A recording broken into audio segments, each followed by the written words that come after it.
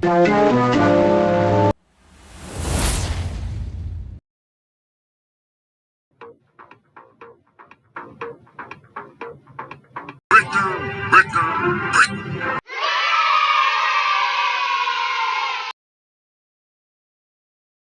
Barry, Ben, Jamie, and Mike, mabuhay and greetings from the Philippines.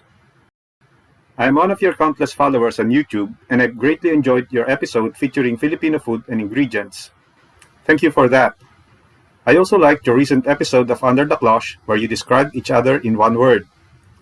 No one is asking me, but if I will describe sorted food in one word, I will say it is engaging. With 2 words, it is engaging and fun.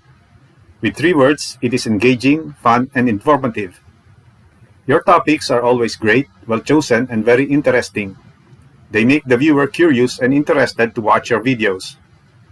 Your lively interaction and the joyful chemistry of your friendship is mood-lifting and makes the viewer feel wanting to be a part of your happy world. Since I started to follow your channel, I have learned a lot of things related to food, and I'm always looking forward to learn more. But as I take, I also want to give back and share. And so I thought of making this video letter to suggest to you 3 potential content ideas for your consideration. I am sorry I cannot appear in this video letter I made because I am a very shy person. I do not know how I can handle being a kitchen heartthrob, if ever. Besides, I am still undergoing therapy for being a delusional narcissistic psychopath. But enough about me. Back to my ideas. The first thing I would like to suggest is for you to try making coffee through what I call the vacuum extraction process. If espresso coffee is made using high pressure, the vacuum expressed coffee relies on negative pressure in a vacuum container. This may sound high-tech, but this can be done in a home kitchen, albeit with a lot of care. And no need for repurposing a Dyson Dual Cyclone vacuum cleaner either. All one needs is a reasonably sturdy, airtight water bottle, some medium ground coffee beans, and water. The result of this technique should be something like a cold brew, but achieved at a much shorter time. To make this coffee, get a container that can be sealed airtight. Then put in 1 part ground coffee and 3 parts hot but not boiling water. Close the container tightly and put the bottle in a larger container filled with the same hot water as in the bottle. Slowly, however, gradually bring down the temperature of the water in the container by adding cold water. Do this until the temperature of the water inside the bottle is the same as the outside water. In theory, this procedure will create a vacuum inside the container, which will help extract the flavor of coffee from the beans. After some time, the coffee should be ready. You will know you have successfully created a vacuum when you hear a fizz on opening the bottle. Pour some filtered quantity in a cup. For this, I use a filter paper holder device I made, which I call a pakatas. This pakatas was just a bonus idea I thought of while I was in the UK on a shibning fellowship. But that is another story. I drink coffee I make through this process straight black, but this coffee can serve as a base for other coffee beverages as well.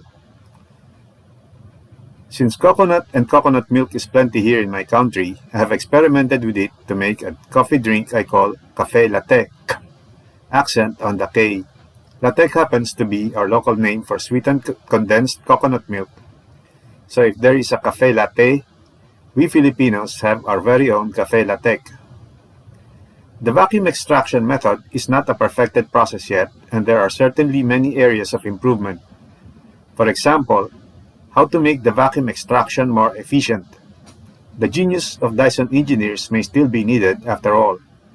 Hoping you can try this and judge if this suggestion is inspired or idiotic, super or stupid, or just super stupid. For my second suggestion, I propose you try a new way of eating burgers. Burgers are supposed to be fast, convenient, and easy to eat food. But over time, many burgers have evolved into such humongous fancy creations that they seem to have been prepared for people with the mouth of an anaconda. But since not all people have big mouths, I propose you try to eat burgers differently, and that is eating it from the top down, layer by layer, with each layer eaten as a separate course. You can call this style of eating burger à la française, where you try to make burger eating a protracted but pleasurable gustatory ritual that can last for as long as you want. For the longest time, I have been eating burgers like the Big Mac and some other giant resto burgers this way. For me, it works fine. I wonder if top-down burger eating can be a trend. Again, if you try it, will you think it is inspired or insane? Practical or pretentious? Or pathetic and preposterous? For my third suggestion, I would like to introduce to you another Filipino food apart from adobo, which I believe can be a candidate for the next global street food. And I'm hoping you can help make this happen. I am referring to a kind of eggplant omelette dish which originated in the northern part of our country and which is called poqui. It is a very simple dish consisting of roasted eggplant, chopped then sautéed with tomatoes and onions before finally adding in an egg. Here it is usually eaten with rice, but I wonder if you can make a wrap sandwich version which then can be called poqui sarap. The added syllable sa in poqui sarap just means in English. Feel free to elaborate on how you imagine this wrap sandwich can be. Add other fillings and your dressing of choice. If you want to add protein, a spicy sausage or a juicy jumbo hot dog wrapped in the poqui can make this sandwich more titillating to the palate. But you can also try to add pork floss, which we call maho in our part of the world, so you can come up with poqui maho sarap. Some may like this better, but for others, this may be an acquired taste. I hope you can try this dish and help popularize it so that knowledge of Filipino food goes beyond adobo. As a Filipino, I always find it a pleasure and source of pride to share our culinary gems to the world. And so these are my 3 suggestions. I hope you find them interesting and worthy enough to make it to your show. But if not, it's okay. Just happy to share my ideas. Before ending though, if I may, I would like to give a shout out to my compatriots there in the UK and to all other Filipinos in the diaspora following your channel. Kamusta po kayo? Please like, share, and subscribe to my channel, Buhay Republic, and be part of a community dedicated to pursue what is good and nice for our country. To the Sorted Food team, again thank you, mabuhay, all best and more power. Sincerely, Fidel.